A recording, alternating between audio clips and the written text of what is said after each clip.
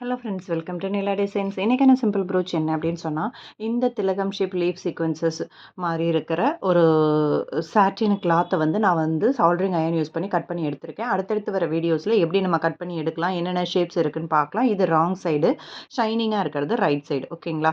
So இந்த மாதிரி இருக்கிறத நமக்கு பெட்டல் மாதிரி அது தூக்கிட்டு நிற்கிற மாதிரி என்ன பண்ணிக்கிறோம், சென்டரில் ஏதாவது ஒரு 2-3 இடத்துல கிளாத் என்ன கலரோ அந்த கலரில் நம்ம ஸ்டிச் பண்ணிக்கலாம். ஸோ நான் ஒரே ஒரு இடத்துல மட்டும் ஸ்டிச் பண்ணிக்கிறேன். ஏன்னா நான் இந்த எட்ஜஸில் மட்டும்தான் ஒர்க் கொடுக்க போகிறேன். அதனால் இங்கே ஸ்டிச் பண்ணிக்கிறேன். அதுக்கப்புறம் நான் என்ன பண்ணியிருக்கேன் அப்படின்னா, இந்த மாதிரி பெட்டல் சீக்வன்சஸ் எடுத்துக்கிறேன்.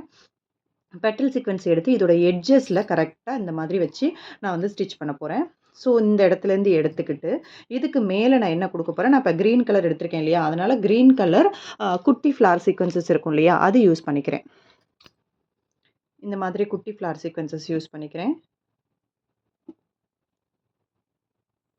அதுக்கு மேலே கொடுக்கறதுக்கு ஒரு நம்பர் பீடு யூஸ் பண்ணிக்கிறேன். நம்பர் பீடுமே உங்களுக்கு நம்பர் 3, நம்பர் 2 அந்த மாதிரி ஏதாவது சின்ன பீடை யூஸ் பண்ணுங்கள். அப்போ தான் அந்த டிசைன் கரெக்டாக நமக்கு எஃபெக்டிவாக தெரியும்.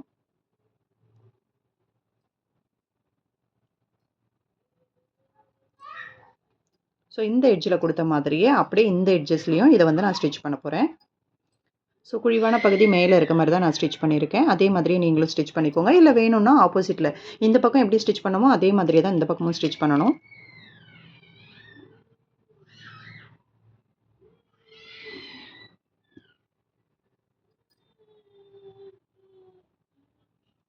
நீங்கள் நம்பர் பீடுக்கு பதிலாக லோரியல் ஹேங்கிங் எது வேணாலும் நீங்கள் கொடுத்துக்கலாம்.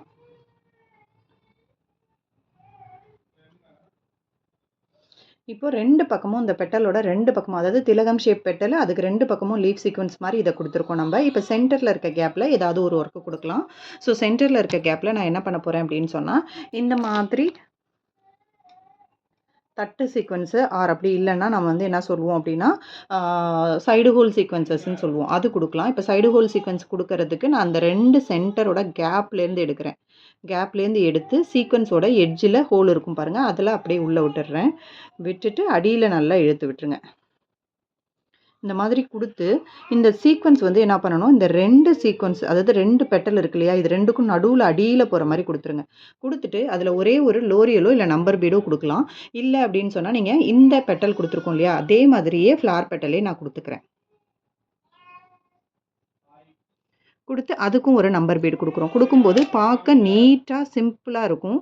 ஸோ பிங்கிஷ், அதுக்கு கீழே க்ரீனு.